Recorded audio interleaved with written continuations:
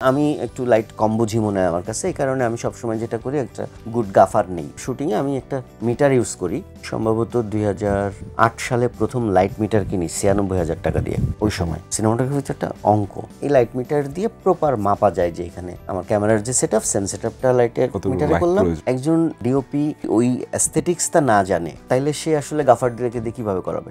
আমি একটু লাইট কম বুঝি মনে হয় আমার কাছে, এই কারণে আমি সবসময় যেটা করি একটা গুড গাফার নেই। তার সাথে আমি ডিসকাস করি যে আমি আসলে ভাই এটা দেখতে চাই, আমি আমার স্বপ্নটুকু তাকে দেখাই দিয়েই আমি শেষ, তারপরে সে আমাকে ওটা ইমপ্লিমেন্ট করে দেয়। এবং আমি শুটিংয়ে আমি একটা মিটার ইউজ করি, সম্ভবত 2008 সালে প্রথম লাইট মিটার কিনি 96,000 টাকা দিয়ে ওই সময়। বিকজ আমার কাছে মনে হয় মানে সিনেমাটোগ্রাফিতে একটা মানে অঙ্ক।